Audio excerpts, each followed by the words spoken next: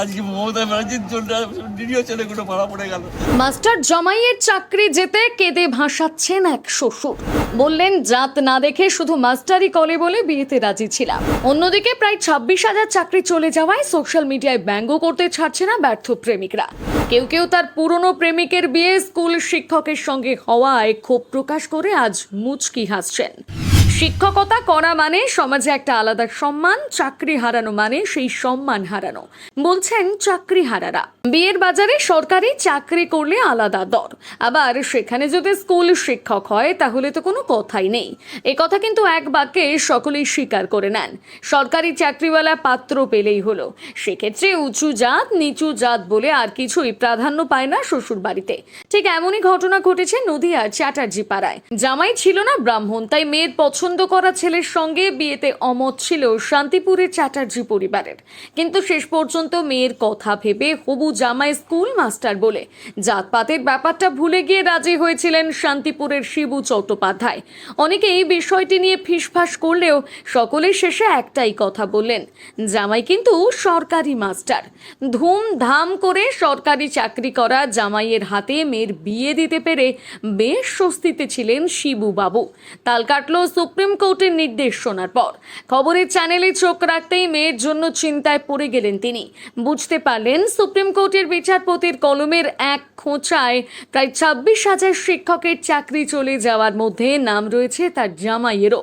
শিবু চট্টোপাধ্যায়ের জামাই এতদিন শিক্ষকতা করেছিলেন শিলিগুড়ির এক স্কুলে। খুব খারাপ জানেন, আমি আজ 3 বছর আগে মেয়ের বিয়ে দিয়েছি। আমি বহুত কষ্ট করে, আমি রবারির এগেন্স থেকে বিয়ে দিয়েছি, আত্মীয় এগেন্সে। আমার ব্রাহ্মণের ছেলেদের আমার পৈতে আছে, আমি খুব কষ্ট করে বিয়ে দিয়েছি কায়স্থ ছেলের সঙ্গে। এবার আমি কারণ সরকারি চাকরি ছেলে পেয়েছি। কতদিন আগে বিয়ে দিয়েছিল? 3 বছর আগে বিয়ে দিয়েছি। বাচ্চা কাচ্চা? হ্যাঁ, একটা মেয়ে হয়েছে। আমি সেই চিন্তা করছি মেয়েটা খাবে কি। আমার মেয়ে এখানে ম্যাডাম বিয়ে ট্রেনিং করছে, 3 মাসের ট্রেনিং করছে। এই যে সাথী চ্যাটার্জি জামাই শিলিগুড়িতেই আছে। জামাই খুব অনেস্ট ছেলে, লেখাপড়া বিশাল শিক্ষিত, এক ভাই এক বোন। মানে মেয়েটাও মানে তুখোর মেয়ে, জুয়েল মেয়ে, আর ছেলেও জুয়েল ছেলে। যোগ্য শিক্ষকদেরও চাকরি চলে যাওয়ার জন্য তিনি মমতা বন্দ্যোপাধ্যায়কেই দায়ী করে কি বললেন শুনুন। ভগবান, ভেবে পাচ্ছি না। আজকে মমতা ব্যানার্জির জন্য নিরীহ ছেলেগুলো মারা পড়ে গেল। যদি কোর্ট অনেকবার বলেছে যে আপনি বাছাই করে দেন, দিল না। কোর্ট অনেকবার বলেছে, অনেক মানে সময় দিয়েছে, বাছাই করে দিলে চাকরি যেত না। সুপ্রিম কোর্ট থেকে অনেকবার বলেছে আপনি বাছাই করে দেন। আমরা তো বাছাই করতে পারবো না। সরকারটা আপনার যাদের প্রবলেম ছিল তারা যেত, কিছুতেই দিল না। ওই ওদেরকে আড়াল করার জন্য, যা তাদের টাকা নিয়ে ঢুকিয়েছে।